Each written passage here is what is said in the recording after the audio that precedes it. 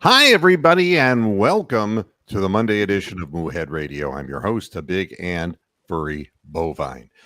Uh, Joining me is John from Sarasota, Florida, in the Meadows, just a very close ways away from where I live half the season. So nice to have you back, John. And Thank you. and maybe I think because of the late start of the program, I had to take my dog to the vet. We were able to sneak him in. I'm hoping that maybe a few other people will jump in, but you never know. So, what I wanted to do, because most of the people who watch this program, it's all archive. It's not so much a live program, although it's fun to watch live because there's so many mistakes that I make. Um, I wanted to start out the program with a thought, and this is really true in the state of Florida, where air conditioning is probably one of the most essential things you can have.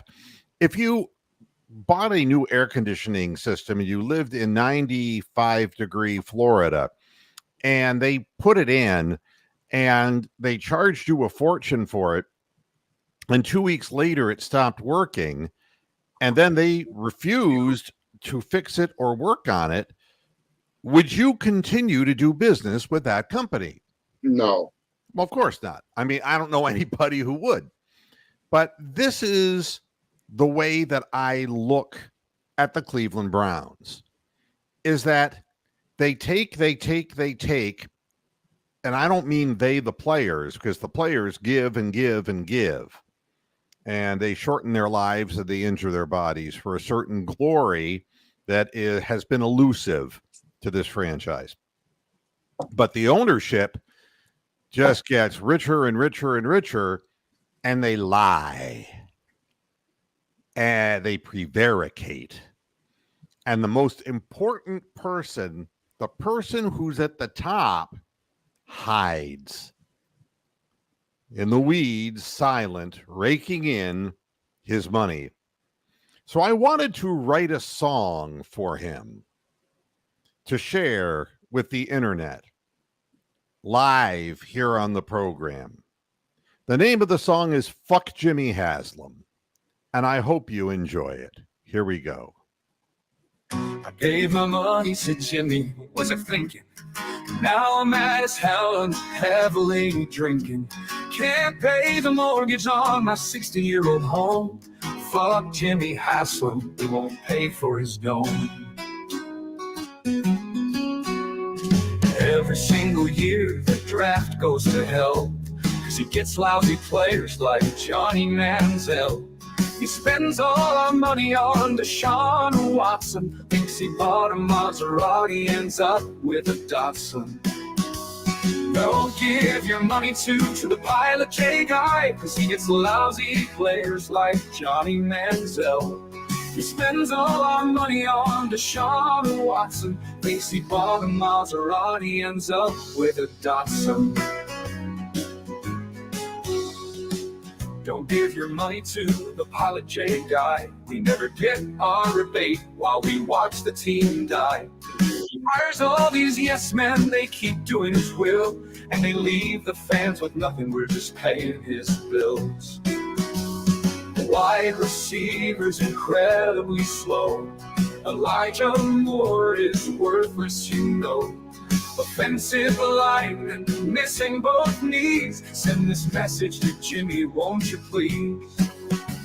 We can't make you sell the damn team, but we're not nearly as dumb as we seem.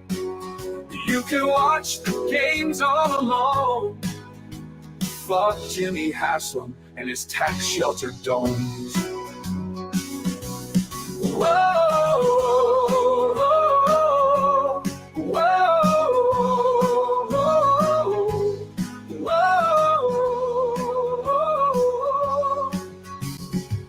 Can't make you sell the damn team, but we're not nearly as dumb as we seem. You can watch the games all alone. Fuck Jimmy Haslam and his tax shelter domes. Whoa, Don't give your money to the pilot day guy, cause he gets lousy players like Johnny Manziel. He spends all our money on Deshaun Watson, thinks he bought a Maserati, ends up with a Datsun. Don't give your money to the pilot J guy, we never get our rebate while we watch the team die. He hires all these yes men, they keep doing his will, and they leave the fans with nothing. We're just paying his bills. We're just paying his bills. Wide receivers, incredibly slow.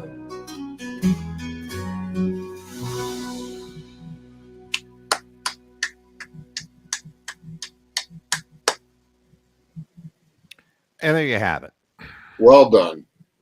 So I think nothing can express me better than that at this point. I just I cannot get over the fact that I would never choose to do business with somebody like this guy. I just, he's dishonest. He's meddling. He doesn't take responsibility. He hides from the public and lets the people like Stefanski stand up there and take all the shit. And it's wrong. The whole thing is just wrong. And it's nothing that I am financially supporting, and it's something you shouldn't be either. I mean, if you're into it, if you're like self-flagellistic and you just like to get whooped around and beaten, then that's fine. If you like the screaming and yelling amongst the fan base, then you're maybe of stronger constitution than I am. But the bottom line is, I opt out. I don't want to have anything to do with, I want the players to win. Don't get me wrong. But the problem is the people who are running the show and his henchmen in the front office have fucked the organization up beyond all repair for like the third time. This is not the first time they've done it. They just keep doing it over and over. So we end up having to rebuild, and then we end up with Hugh Jackson again. That's the way it goes. So I wanted to also share with you once again, the dumb post of the day. And the dumb post of the day, I mean, everyone's entitled to a damn opinion. I mean, that's just kind of the way it works. I want to see, is this working? Yeah. What are you seeing? Notifications and posts. Yeah, but that's not what it's supposed to be showing. That's not right. Let's stop that screen and see if I can find. I know why. We'll try this again. That was kind of anticlimactic. That's what went wrong. There we go.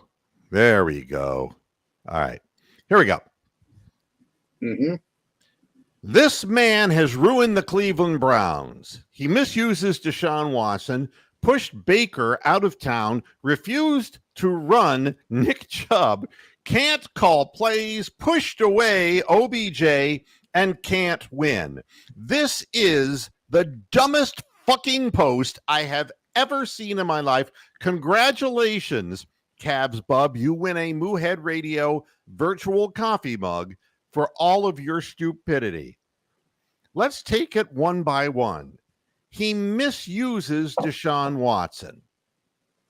We'll save that for last. Pushed Baker out of town. No. Baker and the fans pretty well did that. Refused to run Nick Chubb. Nick Chubb was the guy who ran the ball all the time.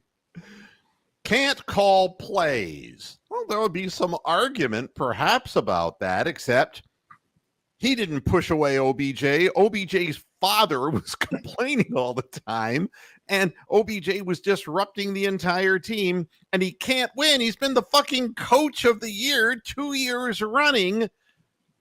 Fuck yourself, Cavs bub. You're an idiot. I mean, when you start seeing this stuff, you start realizing that people just want attention, maybe. They're like little 4-year-old kids, and that's what they want. They just want attention. But I decided it's a guy sitting at home, and we don't know what problems Cavs Bub has, but he's obviously stupid. But besides that, there might be something else wrong with him, terribly wrong with him.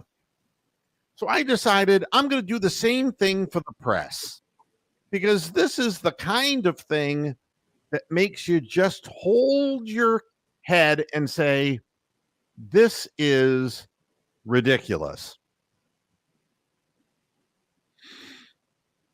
I'm going to share this as well. And it's probably the last thing I share, but it is interesting. This is Scott Petrek from brownszone.com. All right. And you can see where I've blued it out.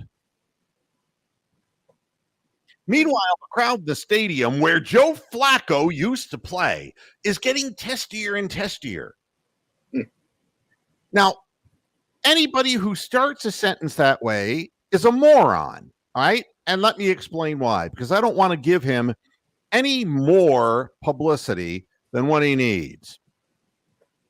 If Joe Flacco played behind this offensive line in this confused state that the team is in, Joe Flacco would have been sacked more than Deshaun Watson, who was sacked 8 times, and he would have thrown multiple interceptions. That isn't what Joe Flacco played with last year. He played with a scheme where the team knew what they were doing. I think that's pretty obvious. But why do we have to read this from our own local press people? It really is remarkable. And then there's this. Oh, I'll share this too, because it all just, I want you to see how this all comes together and make you realize that there are all kinds of ridiculous targets in this. This article boldly says this play was the pivotal turning point. Now, there were a lot of plays in this game that were really bad, you know? I mean, seriously. But to pick out one play and say that Ronnie Hickman's interception that was voided because of a pass interference, a personal penalty against Greg Newsome, for hitting the quarterback late in the head, that was the pivotal turning point in the game. And you know something? That's just as stupid as Cavs Bub. And this is from Cleveland.com. Pivotal play.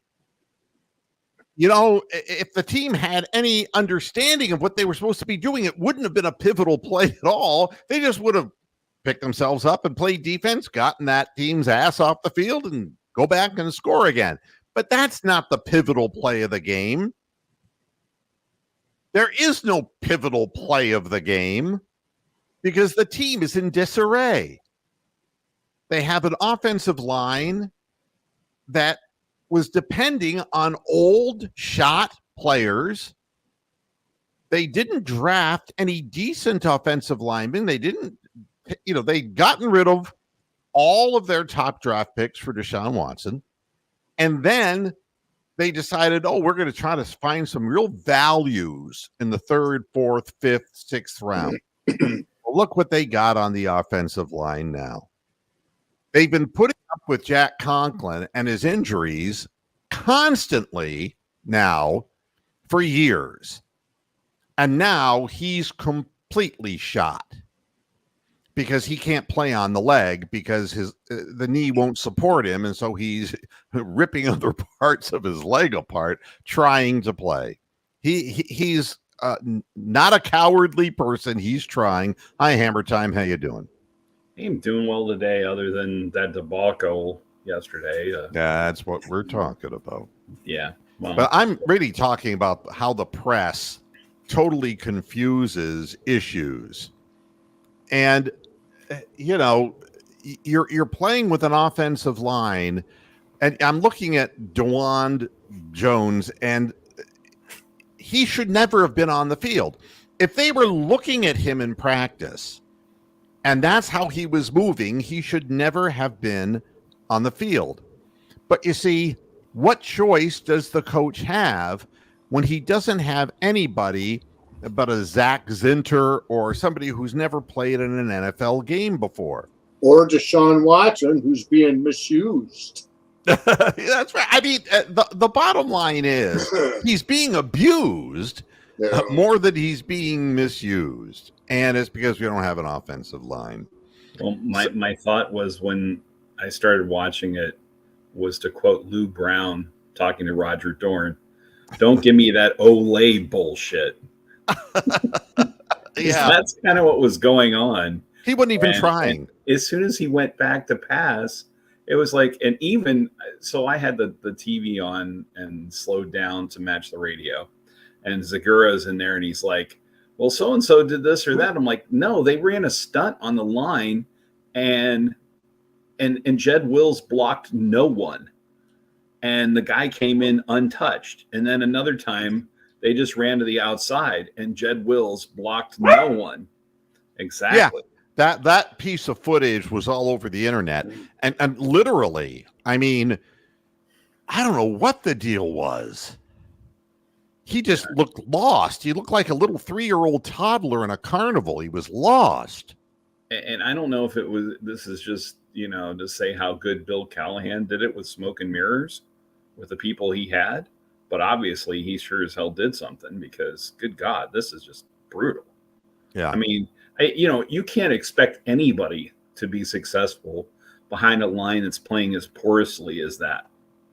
No one respects the run because they can't. Right.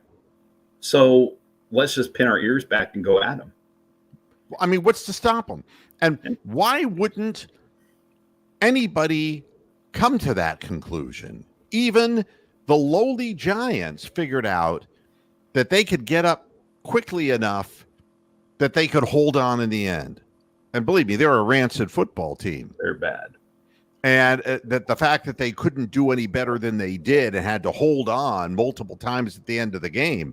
But the Browns are worse.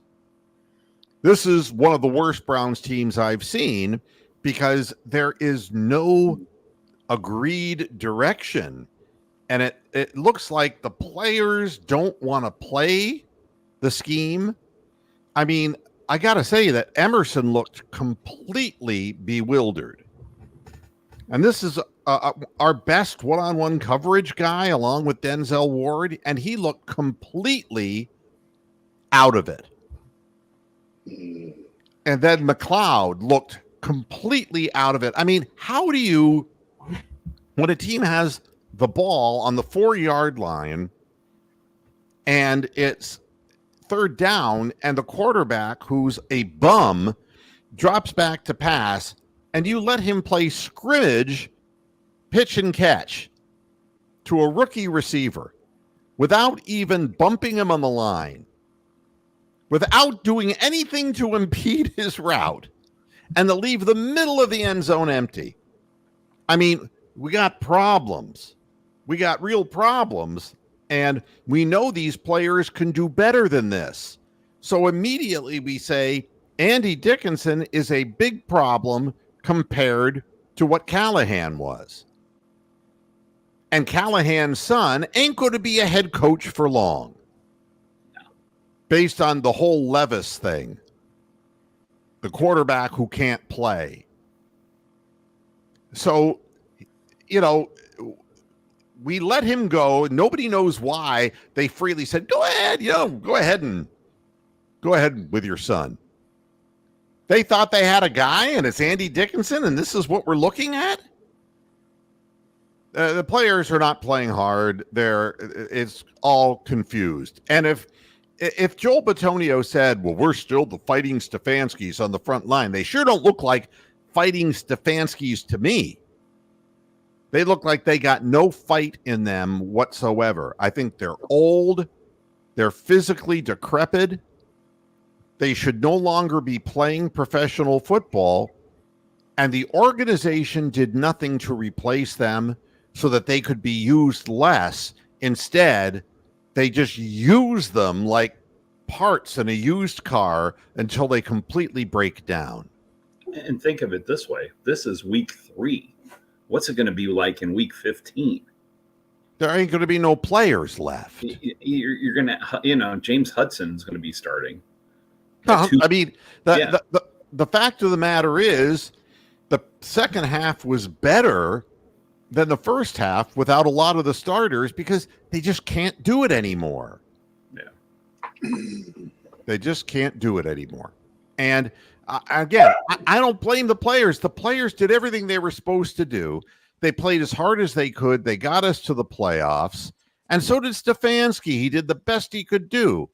But we mortgaged our future by giving up draft picks and by picking the wrong players in the draft that we were able to choose. Bad decision making. DePodesta is incompetent.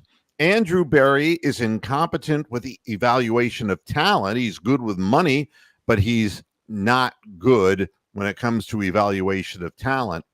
And to think that the general manager that we had, a guy like Dorsey, who knew talent inside out, who was a real football guy, and we're dealing with some kind of hybrid system of statistics that don't make any sense.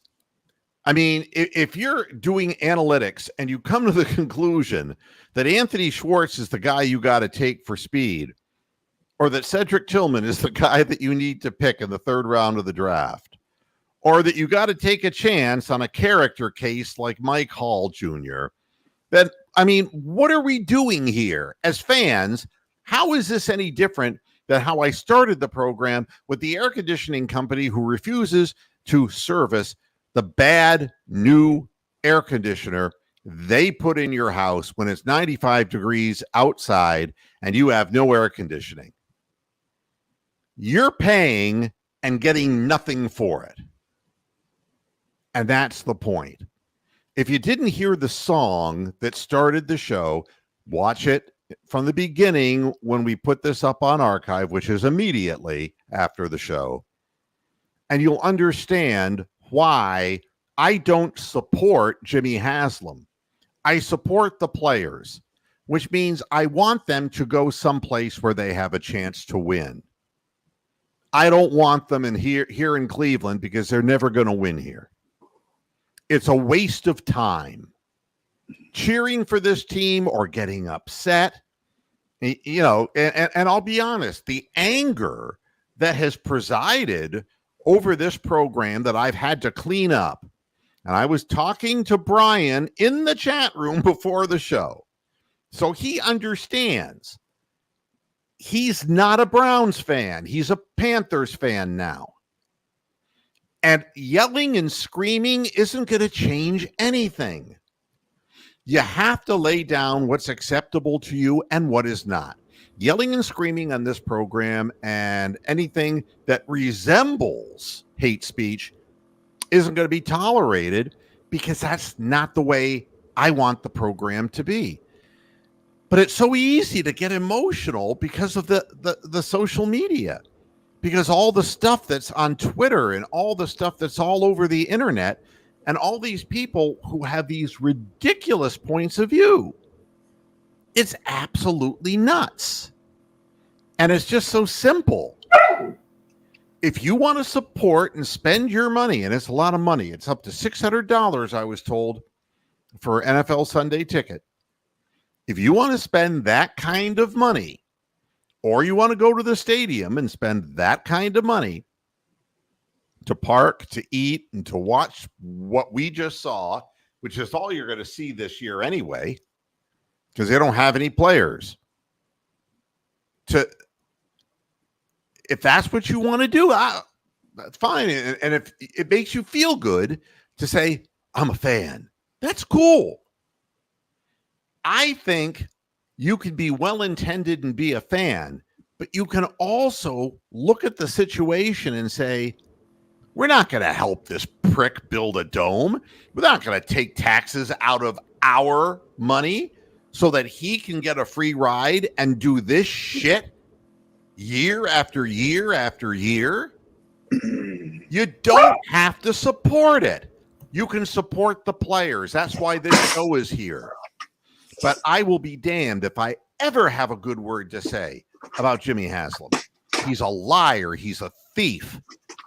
He ran a trucking company that was racist, and they had conversations with the people who were his management people in Flying Pilot J, saying horrific things of racial nature.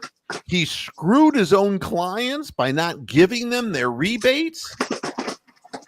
And since he's become a Brown, I'm going to sit, I'm going to sit with the fans, in the dog pound. How many times did he do that, the liar?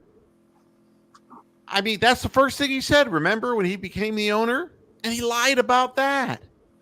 Then he hires Hugh Jackson and keeps him for a year after a 1-in-15 year to prove he can go 0-16. He's got no judgment. He's a bad owner. And all we want is our team to be competitive and have a chance to win. With him, there is no chance. And, the worst part about this is that this is the same kind of conversation they've been having in Carolina for the last 2 weeks with Bryce Young.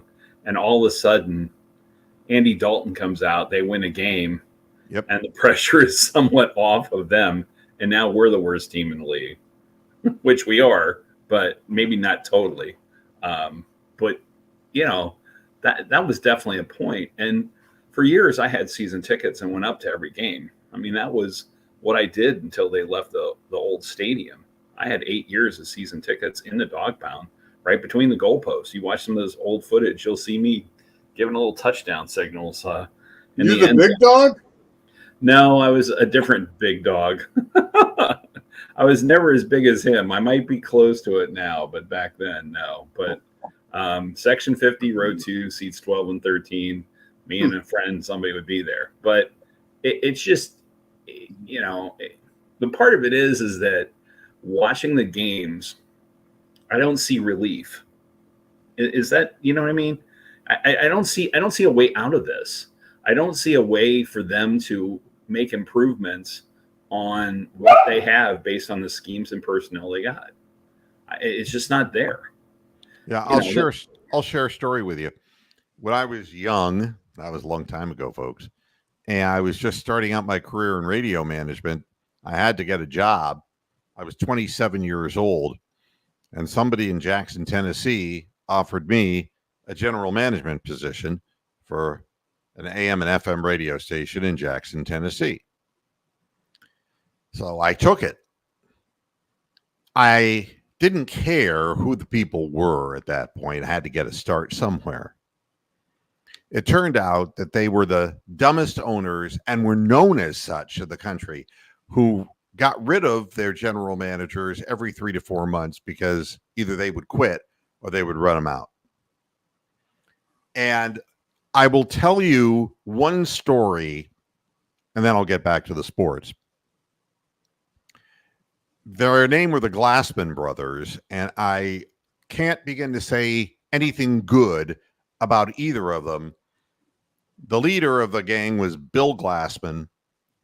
Bill would come into the radio station from out of town. He was in the Liberty Carbondale area, and in Indiana. And he would come over and visit the station and make my life miserable, is what he would do. And he knew nothing. He knew nothing about the radio business. Their father, Jerome Glassman, was the original owner of the station. He passed away, and the sons inherited the radio stations, and they knew nothing. They didn't know what to do with them. So he talked like this. Can I make a suggestion, please? Can I do that? And you have to listen to that. And he said to me, you probably don't think that I'm any good at what I do. You probably think that I know nothing. Well, let me tell you something, mister. This is what he said to me. And I'm not making this up. I have to compose myself.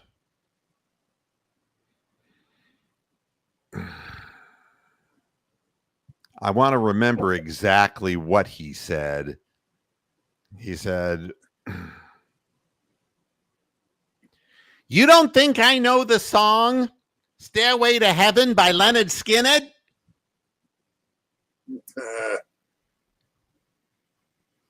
Idiot. Now, at that point, what do you say? Like, oh my God, I'm so sorry that I'm in Tennessee. I'm sorry I took this job. But when you have a guy at the top of the totem pole who absolutely knows nothing about the business that he's running, now, I mean, at least Bill Glassman was losing his ass in Tennessee. But Jimmy Haslam is enriched. He can lose every game, every year, and make so much money that, and then he doesn't want to pay for a dome. Yeah. I mean, he's money bags. Hey, by the way, would you like to see a dome there? I don't give a shit. I want the players to be able to go to a city where they actually have a chance to win. What do I care about a goddamn dome in Brook Park? Right. If there was anything special about Brook Park, it would have happened a long time ago. We're bringing David Talevsky in. Hi, David. How are you? Hello, Moo. Dealing with a sinus issue, but it's all right. Breathe easy, my friend. Yeah.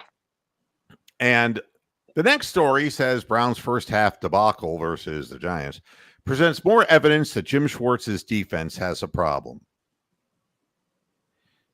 Jim Schwartz is the one with the problem, not his defense. Let's clarify what we mean.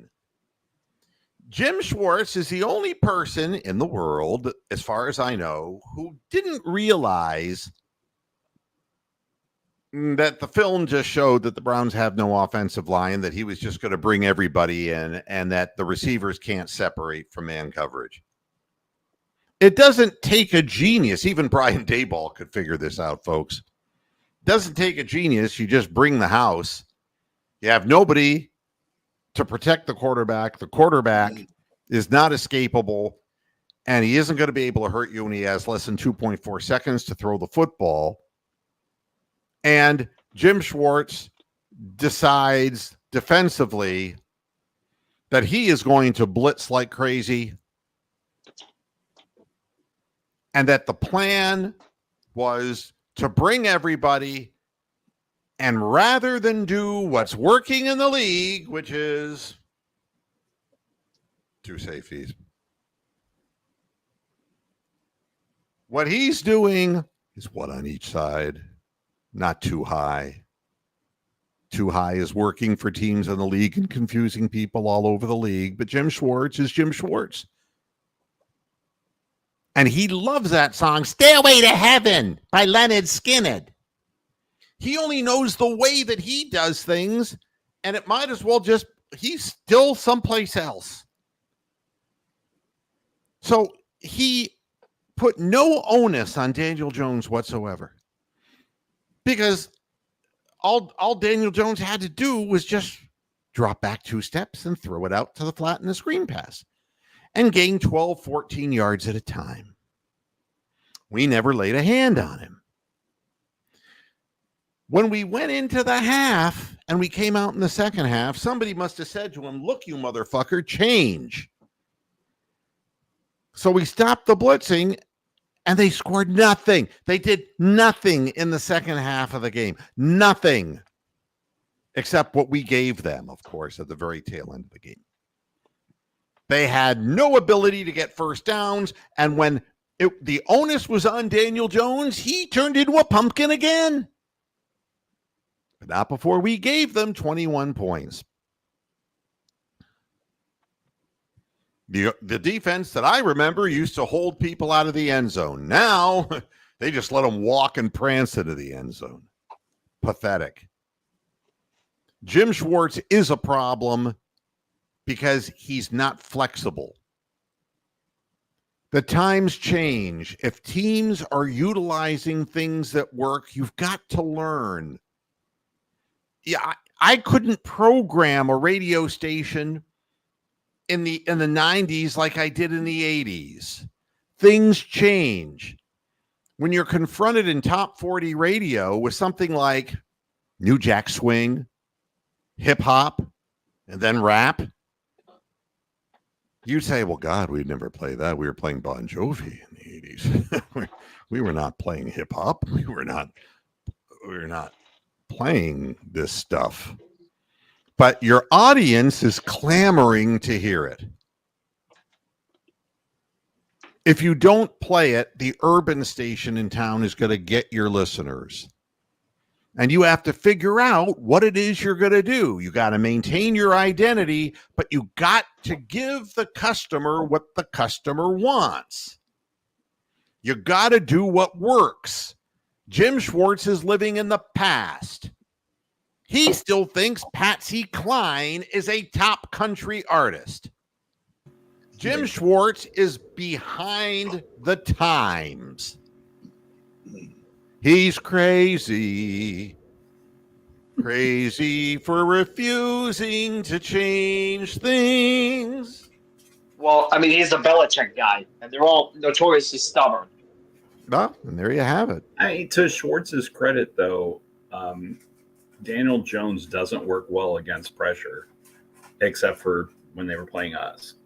I mean, in the past, that has been his Achilles. But what pressure? But the point is that even at the lowest levels of sports, if you find something that works, you keep going to it until they stop it, right? So they just kept throwing that screen pass. That's right. Or little slants and just kept getting chunk, 8 to 14 yards. Yep. Continuously. And they're going to keep doing it till you figure out a way to stop it. Because why stop? Why change? Right? And I'll tell you the other reason why not to change. Why change, as you say. The Houston Texans figured it out last year. You just influence block one way, and we've talked about this in previous editions of this program. They'll follow wherever you go, and you just cut it back, and there's nobody there. They over pursue. The whole absolutely. Jim Schwartz thing is predicated on over aggression. There was multiple plays. That big play that they got early on was over pursuit to the outside, and the guy cut it back up. That's right. I mean, and it's obvious to anybody watching that that's what's happening. So, right off the bat, it's the scheme that's wrong. It's the mentality. I mean, aggressive is good, but sometimes you have to use your head. And you can't just send the kitchen sink in and forget about, they were setting up convoys on the outside with screen passes. It was incredible. We weren't even paying attention to what they were doing, and we didn't do a single thing to change it. Seems like I've been watching that same kind of a defense for years, where they give up these little plays and they go for big chunk. Yeah, it seems like they just do it all the time against the Browns. Yeah, and I think part of the reason is when you have somebody who's overly aggressive, you just suck them in, and there's nobody behind the line of scrimmage or at the line of scrimmage to stop the guy who catches the ball, and he has a convoy in front of him because they're letting you come in. I mean, it's really pathetic. Yeah, and then this article, is the Browns offensive line the team's biggest liability? I mean, the team's biggest liability is Jimmy Haslam. You cannot keep missing in the draft. You cannot keep making bad Johnny Manziel, Deshaun Watson type mistakes with the most important position on the field. You cannot refuse to draft young players to develop behind veteran players. You can't allow your team to get old, and old is 30 years old in the NFL now. And never a wide receiver. And never a wide receiver. That we desperately need. It's an unbelievable series of events that keep repeating themselves to the point that it is the philosophy of the team. No matter how many neighbors and how many young receivers we face who beat the shit out of us, that it's not important. Yeah. Not important to have a wide receiver. Don't get it. I mean, Snicket would be proud because it's a series of unfortunate events. It's just they don't know how to assess talent, and it's just a bad thing. And is the offensive line the team's biggest liability? No, that would be Haslam. Are they the second biggest? No, that would be DePodesta. Because whatever they're considering to be the analytics that are driving the decisions they're making are flawed. That's the biggest problem. The team that we're putting on the field right now, yeah. The offensive line is not an offensive line anymore because it's all injured. And Wyatt Teller, who wasn't even in the conversation as being injured, he's going to miss multiple weeks with a knee injury. And you know what that means, folks. At the very best, because they're not releasing what the MRI shows, but he's It was a grade 2 MCL. Yeah, it was a grade 2 MCL sprain. Well, I mean, that day. Yeah, do you realize how long that will be? How long? Okay, good. I'm glad you asked me because I'm an ACL, MCL expert. Was it an ACL or an MCL? MCL. MCL. Okay. The MCL is a stronger ligament than the ACL. So that's the only good news in it. But a sprain that is a grade 2, there's grade 1, grade 2, grade 3. Grade 3 would mean it was ripped completely. A grade 2 means it was sprained and has partial tears in it. And grade 1 would be, well, he sprained it, but there's no, just maybe a couple little micro tears. You're not going to see Wyatt Teller for another 8 weeks. And that's a certainty. And depending on how much damage there really is in that grade 2, because there are grade 2s and then there are grade 2s. And, it's a wide thing. If it's a lesser grade 2, then you'll see him back on the field. If it's not, and it's a bigger one, well, then you're not going to see him again for the rest of the season. Now they're saying Myles Garrett is considered day-to-day with a foot injury, but it's not a foot injury, according to Myles Garrett. Is his feet, his legs, the foot bone's connected to the shin neck, bone. my back. Oh wait, never mind. Yeah. God Almighty, he's not day to day. They're gonna have to. I mean, and they're not talking about what hit. Did they say, David, what his MRI showed? It didn't show anything.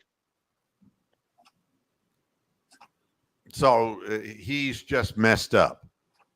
Yeah, pretty much. That's just the basis of it. Yeah. So, and you saw his quote where he questioned whether it was worth doing all this. Yeah. Yeah. What do you make of that, David? I honestly, I don't know. To me, I think he's really committed to Cleveland because he has a stake ownership in the Cavs. I don't see him leaving. He'll be like Joe Thomas. He'll just kind of sit here and play and pretty much just accept it is what it is. Yeah. I think that, as I read more and more about it, I think he's just so bummed out. Yeah. because he's still a young man and his body's falling apart. I think he's just bummed out. That's what I believe. So that's what we know about that. Kevin Stefanski stands up and talks in front of everybody.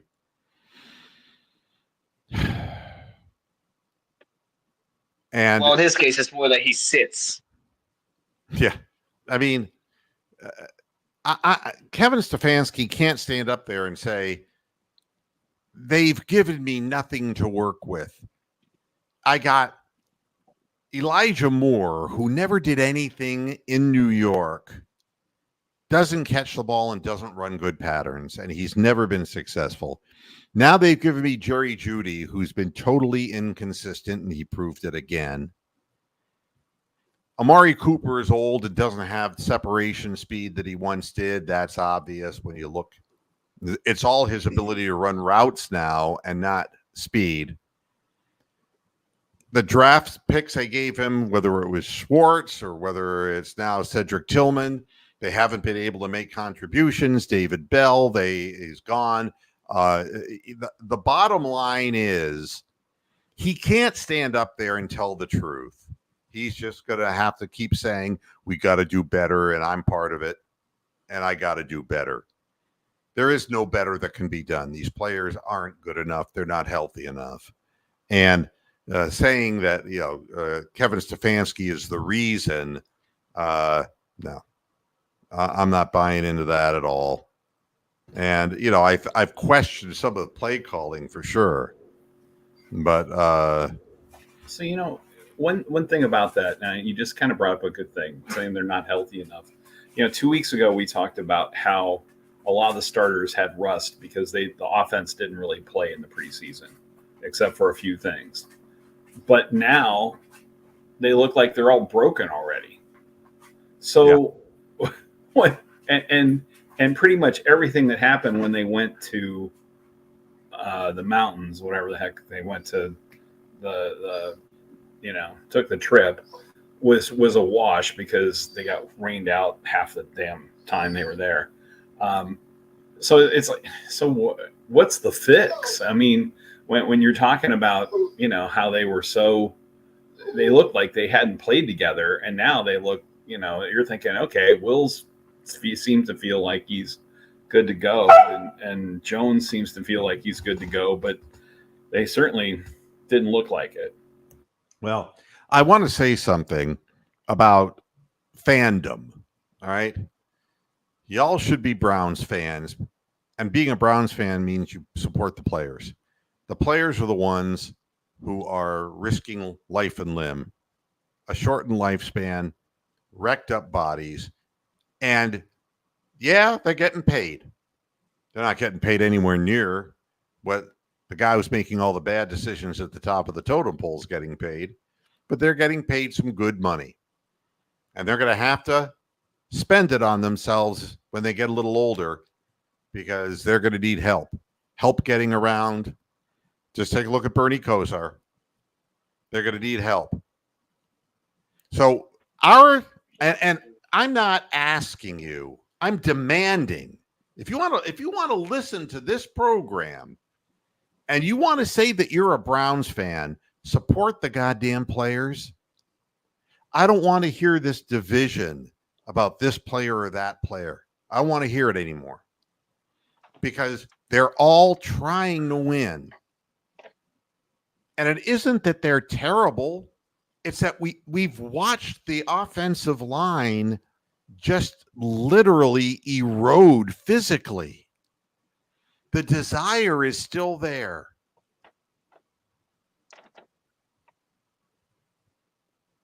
The spirit is willing, but the flesh is unable.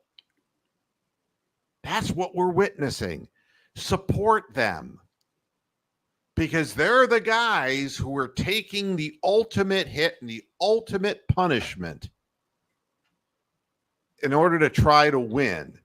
And it's still a game to them because they want to win a Super Bowl and hope that some of these players will end up on a team that has the ability to win a Super Bowl. I hope that's the case.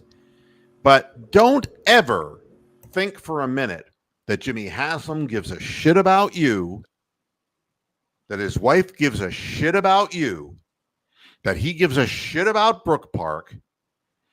He's just going to play the county, Cuyahoga County, against the Brook Park area. He's going to play one faction against another so that he gets his way. And maybe that's okay because I'm 67 years old and that's not the way America used to be. That wasn't the way you got to be rich, was by fucking people over. It wasn't like that then, but it's like that now. I can't believe that Elon Musk is just spreading, premium member, premium member, premium member. That's all I'm getting. All I'm getting on my timeline is advertisements that I can upgrade to premium. And when I try to respond to it, I can't. They won't let me because I'm not a premium member. Now, you see, this type of elitism is the kind of crap that capitalism was never about. This country was not founded and built on elitism. And it just pisses me off. Can't even do anything with social media. They throw things on my timeline because I'm the lower caste in the caste system. It's just like Indian social media. I'm in the lowest caste because I'm not even premium. I'm just a basic member. And they can just drop whatever shit they want to drop on me. And that's what Haslam is doing to you. Go ahead. Gamble on the games. Gamble your kids' college money away. Go ahead and give them all the broadcast rights money. Give them all the DirecTV / YouTube TV / whatever pay-per-view / money.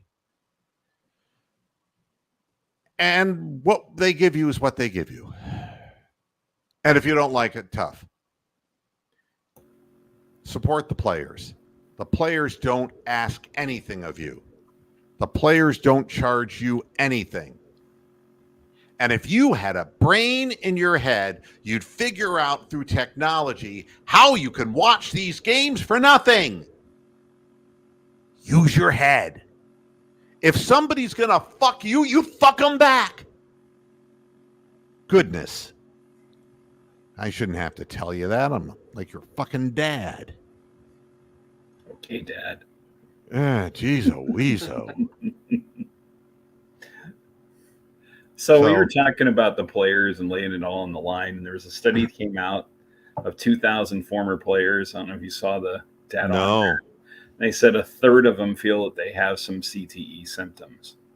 So, we talk about players making X number of dollars, but they are incurring future health risks for the rest of their life and taking years off of their lives. Every now and then we see people dying before 50 on a regular basis. It's one of those kind of things that you just, the thought process of these folks going out there to do this is brutal. I mean, it's a game of car wreck after car wreck. And, and then these folks come back early from surgery and stuff. I mean, Aaron Rodgers is back a year after his tearing his Achilles. Yep. All right. And granted, they were playing the Patriots. All right. So, but he's sly enough to be able to do stuff. But nonetheless, he's on the field with all these guys, and the man's 40 freaking years old. I mean, and these young folks are flying around and they're hitting hard, and it's just the whole idea of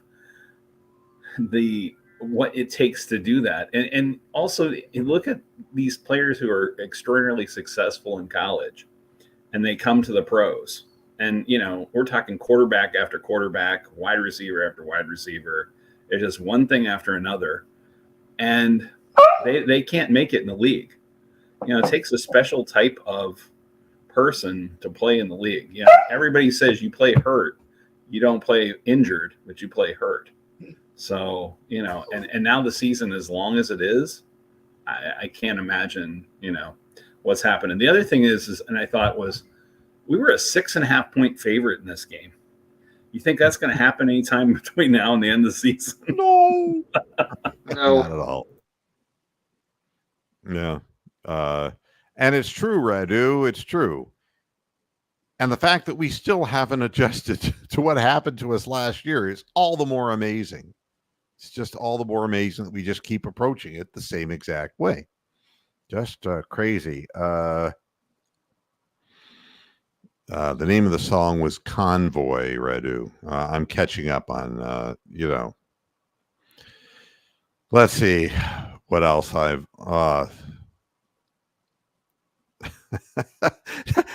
I mean, absolutely, Keith. It's like they were pressuring us. Where were our screen passes? Where were they? I was screaming the same thing at my television. It's like, my They have goodness. one in the second half. Yeah, I mean, it's like I'm holding my head. It's like you're encouraging them to keep doing. I can't even get into it. I Not don't a know if you saw one of single. my comments. Go ahead. I don't know if you saw one of my comments, but I mentioned that DeWan Jones is out of shape. Yeah, I did see that, and it would make sense. But he was out of shape before he was hurt. Oh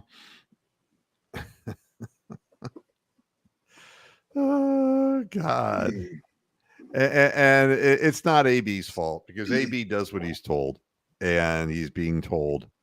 And D. Podesta has more power when it comes to the analysis of talent than Andrew Berry does. I don't think that guy knows anything about football.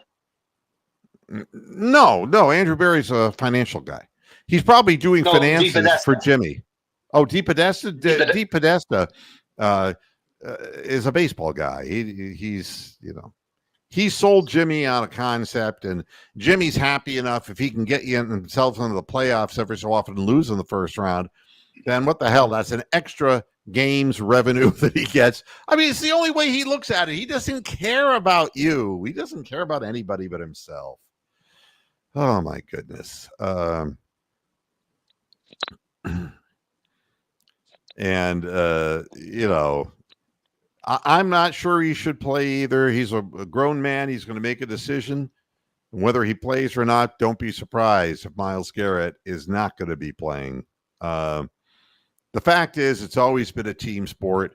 You got 11 men on the field, no matter who the 11 men are. And if they're being coached properly and they understand what their jobs are, they don't make the kinds of dumb mistakes that even our veterans were making out there. But there isn't... let's just say that nobody's accountable when all said and done. The head coach, he tries to defray things by, you know, okay, I'm to blame. You know, we all share in this and all that. But there are people who are more responsible than others, and that's just that. And I've already stated for the record, it's going to be more like the 6 to 8 weeks would be the minimum for what they're saying the injury is. Yeah, and you know, there are going to be those who say you got to trade him because he's worth something. And at this point, you know that I'm all for rebuilding at this point. But the problem is we can't rebuild with D. Podesta. We can't rebuild with the non-talent evaluators. He should be let go. But, you know, try getting that done because, you know, the fact is Jimmy's happy with it and he's making his money and he doesn't want to be bothered with it. That's just what it is. And at this point in his career, Coop is a number 2 receiver. He doesn't have anybody to stretch the field for him so he can do his magic inside.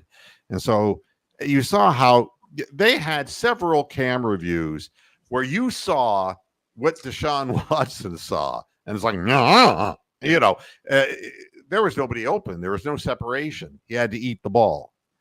And it's And the one play that I kept seeing being shown on social media was the fourth down play in which, well, first of all, the Cedric Tillman dropped a perfect pass, and then the other one where he tried to scramble his way out of it, and it showed that Payton, the tight end, who I didn't even think still played with the team, that was Jordan Akins.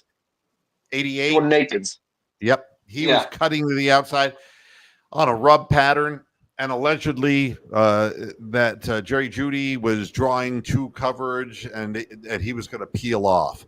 And that was, and Watson was looking that way, and he didn't pull the trigger, and he probably should have, because there was nowhere for him to go. By the time he pulled the ball down and looked his head up, they were already in on him. That was a bad play by the quarterback. But for the majority of times, there was no separation in the secondary whatsoever. You have to understand why Kevin is saying this. Is he's got a job, and he wants to have a job after he's out of Cleveland. He wants to become the next Bill Belichick and have his success away from the Cleveland Browns. So you don't want to become a Hugh Jackson and start ripping, the people who are signing your paycheck. You don't do that, or else you end up like Hugh Jackson. So he knows the end game. He's smart enough to know the long range picture, and so he knows that his time in Cleveland will come to an end. Hey, Pooch. Say what? Oh, the doggy. Yeah, hey, Poochie. Doggy's doing good. I figured out my dog was barking. She hadn't been fed yet, so yeah, I think we'll hear for her the rest of the show. Now, Keith, I agree with you. He's an asset. Somebody will trade for him, but the problem is they're going to give you picks, and if you don't know who to pick, you're giving away a great player for nothing. That's why DePodesta has to go. That's why all of that room has to go. Whatever the talent assessment room is, they got to go. So, and I don't see it this way, Rubber City. I don't think that there's a culture of accepting mistakes. I think the problem is that we lost a real disciplinarian in Callahan, and Andy Dickinson has trying to do this his own way, but he's dealing with veterans who are at the end of their careers, and he's changing up the menu, and all this has done is make the team worse. And again, they can't keep their own draft picks. Newsom will be gone, Cooper and Chubb will be gone, and they'll have 25 free agents at season ends. Yeah, I mean, but how long do you have to play in a system like this before you just get the hell out and you want to go someplace and have a chance to win the big game? So you're going to get paid somewhere. So you want to go someplace that at least is better than where you are. So, and that's the bottom line. I think, I think the thing with fans, and I don't mean this in a negative way, sad, dejected Browns fan, but you have to, I'm going to go Dr. Phil here, but you got to find something in your life that makes you feel like you're winning. Because honest to God, if you're depending on Jimmy Haslam to make you feel like a winner, then you're going to be disappointed and sad and dejected for the rest of your life. It is what it is, but you got to find that desire in another place and let it be a pleasant surprise if the Cleveland Guardians make the playoffs when you expected them to be the last place or second to last place team in their division. Hey, take that as a positive. The Cleveland Cavaliers getting to the playoffs each year, and they let us down in the first round. Yes, but they get there. So we have some extended seasons. You got to find reasons. And there are two teams right now in Cleveland that are winning. Give your attention and your respect to the organizations who are winning. Don't go all in with all your chips on the one team that consistently fails. Don't do that. That's our history. That's what we do. You know, in It's not what I do. Growing up as a kid, I used to say there were two seasons. There was football season and waiting for football season. It was like, even though the Browns were bad then, they're still, well, I guess they're still bad. But I've been standing corrected. But, you know, it seemed to be the way it was. Now, we also didn't have an Indians team that played for anything of meaning for all those years when I was growing up either, until the 90s. So, you know, there just wasn't anything there. And the Cavs, I mean, good gosh, we could go on about them forever, other than the magic at Richfield. And then they finally got the team with Nance and Hot Rod and Price. Right. And that was a heck of a run. But they ran into one of the best players of all time on the other side of the scene. It happens. Yeah, it happens. Somebody has to win.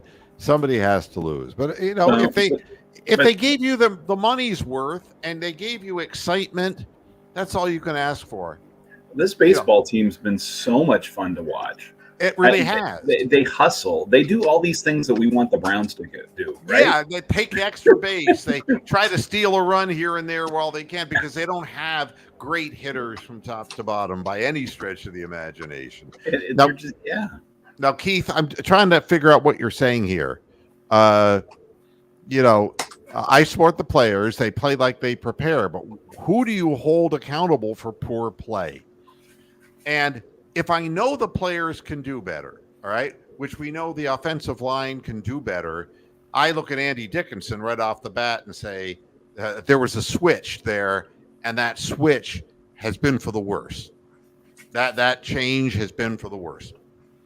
I also take a look at the people who are on the field, the caliber of our wide receivers, and to sit there and pound them over the head and say, God, they suck. Okay, fine. But what are they doing on our team? Nobody else drafts these people. And when we're done with them, they don't go anywhere. You don't hear any of these failed wide receivers going to another team and suddenly succeeding. Tell me one that you've seen, Keith. And I don't mean a free agent guy who proved his bones. I mean the guys we draft who fail. And look at the guys that Patrick Mahomes was throwing to last night. They just keep throwing new people in there and are successful as much because of the quarterback and the line as much as anything else. I mean, he hasn't. Look at the guys that Tom Brady threw to in New England.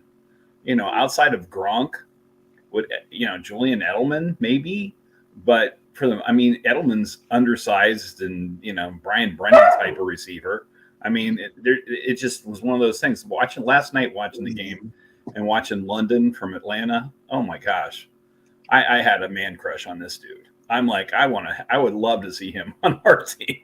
Well, you had an opportunity, but it's like everything else. There's always a reason why that's not the right guy. And we end up with Mike Hall Jr. in the third round. There's reason for that shit.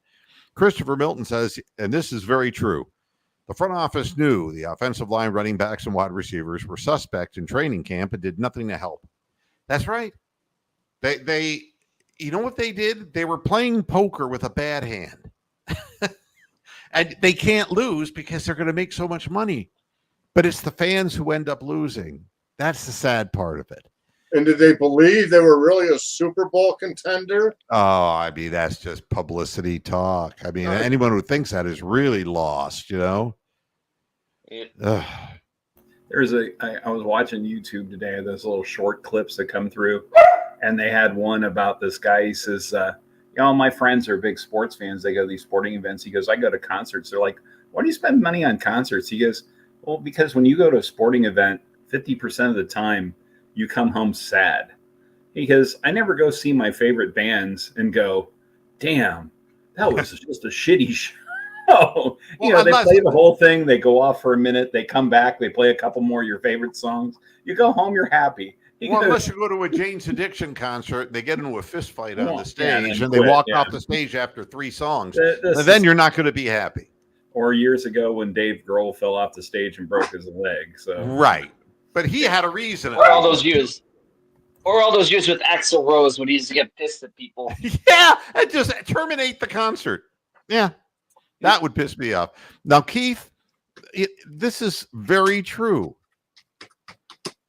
You can't tell me that the best we could do was Nyheim, Hines, and Deontay Foreman. You can't tell me. And don't try to tell me that the reason that Foreman played 14 snaps the week before and didn't get the ball but twice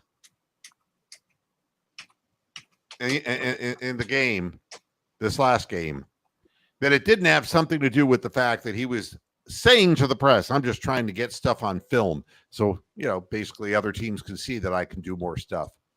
Me. Deontay Foreman's me. That's why he's not playing. And you can't tell me either that those were the two best available running backs, but that's the shit we brought on board. And it's true. The players don't sit there and, nobody supports the fan. And, the fact of the matter is, I get that, Keith. And believe me, it's rarefied air. The athletes, when they go on the road, hang out with other athletes in places that athletes hang out in. And the only people who know where those places are the hoes. Okay? I'm just being honest with you. That's where Watson goes. Women will flock to where moneyed men are, and especially guys who are willing to spend it because they're making a good amount of money. There will be users trying to take advantage of players. But honestly, as far as the rising costs that fans incur, that's your problem, bub. Nobody really, and nobody cares really about that in the country. That medication costs this much, or nobody cares about the private citizen. Nobody really cares about that, and that's too bad. Thanks for the time and let me in. Always entertaining. I got to run. Okay. Thanks. All right. Take care. All right. Don't run too far though, because you've been smoking too much. Sorry. I always do that when people leave. It makes me a cow. I'm sorry. It's true. Tickets were $6 to get in. Now everything is commercialized. I mean, the amount of money it costs fans just to see a game, just to be at a game, it's crazy. I mean, I was paying the last time I was doing the Sunday ticket was like 2017, 2018. I want to say 2018 maybe, but it was $300, and I thought that was just obscene, and now I'm being told it's $600, and there's no end in sight. It's just people crazy. People pay for it. Yeah, NFL. And that's just it. Because I really think that sometimes life is so difficult, and it's such an unhappy environment that we're living in, that people want their recreation, and that's their recreation. So they don't want that taken away from them. This coming Saturday, the Ohio State game is on Peacock. It's not on over the air. So the bars will be full. There'll be people buying Peacock for a couple of months just to get through the season. And so what I said I was going to do was I have a projector and a screen, and I'm going to throw it up in the courtyard here at the complex and put it out there. If anybody wants to bring their folding chairs and go watch the game, if the weather's nice, we'll sit outside and have like a regular outside game. Yeah, so. And R. Jones is right. Although you're blaming Andrew Berry, doesn't have a say in talent assessment. This is DePodesta, and Andrew Schwartz instead of St. Brown. I mean, unbelievable. I mean, you make those kind of mistakes over and over. It's just a matter of time, And yes, they have to clean house, and that's what I'm all for, because that way the players will get to go someplace where they have a chance to win. And the fans, You're not winning anyway with these people. And it was never about winning. It's just about making money. That's all it is. Some owners really care about winning. Jimmy Haslam is not one of them. He couldn't wait to become an owner. He was a minority owner in Pittsburgh. He could not wait. So he could call himself an owner. And now he's the king on top of a pile of money. Yeah, we already talked about that earlier in the show. The fourth down play was a bad play by Watson. Akins had to peel off, and he should have taken the 4-yard gain or whatever it would have been and moved the chains. But, but we were in a position at midfield where he hands the ball off and Ford can't even take the handoff on a draw play. What can I tell you? And they had him caught on that play. But the problem is, had that been Nick Chubb, there wouldn't have been a fumble. But also, he was starting to run the wrong way anyway. Yeah. The thing about Jerome Ford, he has no idea. He has no vision. He's like a chess player who plays one move at a time and can't see the board ahead of time. Nick Chubb would have taken that thing to the house. There was a massive hole. Chubb's playing chess, and the rest of the guys are playing checkers. I mean, that's what it amounts to. He has that innate ability to see the entire field and see what's going on. And Njoku to that extent too. I don't discount how much Watson is missing Njoku. He was definitely his go-to safety valve and seems to make himself open a lot. And without him being out there, it's kind of hard to throw when you're getting your ass planted every, 8 sacks. I mean, seriously. And how many quarterback hurries and how many quarterback hits and everything else. So Alistair is asking, has the window closed? And, I think the sign of good management is that the window should never close. There will be ebbs and flows. There's going to be that. But when you're dealing with a situation saying the window has completely closed, what you're saying is we did not get replaceable players for the ones who were leaving, that we did a lousy job of managing the football team. That's what that means, and I understand, the whole idea is that there is nothing else you can do at this point but to strip it. And I know the fans don't want to hear that because what are they? You just want to try to get a lot of draft picks, but then you got to get rid of DePodesta and get rid of that group of people and hire somebody who knows how to draft people. Let's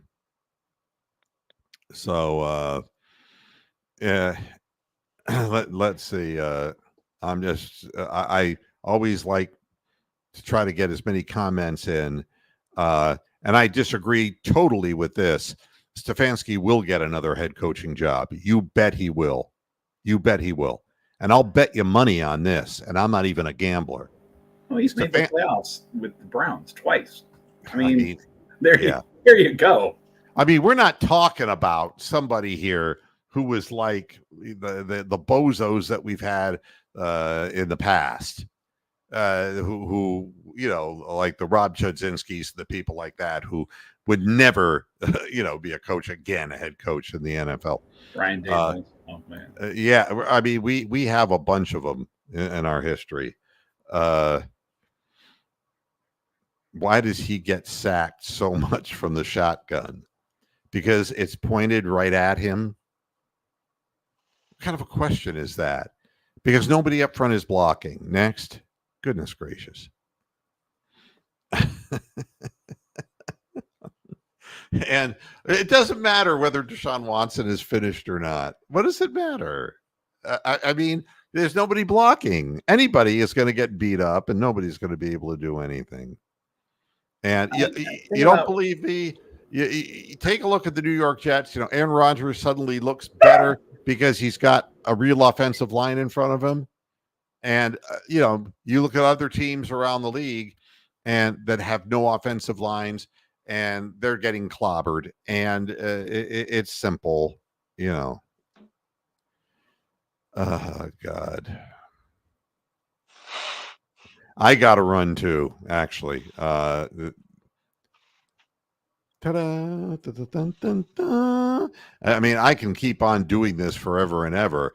I think the point has been made. But I want to, yeah, we did. You just weren't here when we did it, Jim. This has been a long show, but I want everybody. If you didn't listen to the beginning of the program, I'm going to put it up on archives so you can listen to the song that I composed for Jimmy Haslam. It's called "Fuck Jimmy Haslam," and you got to listen to it because it is the anthem of this program. And there will be other songs that I create too that get to the heart of the problem of the Cleveland Browns because I love music. I'm like Kenny Nolan. I like dreaming because dreaming could make you mine. Yeah, like The that. heart of the matter. Yeah, I've been trying to get down to the heart of the matter, but I got no forgiveness. God, I got no forgiveness for this organization. That's for damn sure. Thanks, everybody, for tuning into this edition of Moohead Radio. Hammer time. Thank you. I'm glad you're looking in the pink, and I hope it continues. David, thank you, as always, for joining us. And keep getting those good pieces of information to me, David. You know I appreciate that. Anyone who helps the show is a friend of mine. Thanks, everybody, for tuning in, and we will see you at the end of the week. Until then, hasta la vista, Pastor Heads. Good night.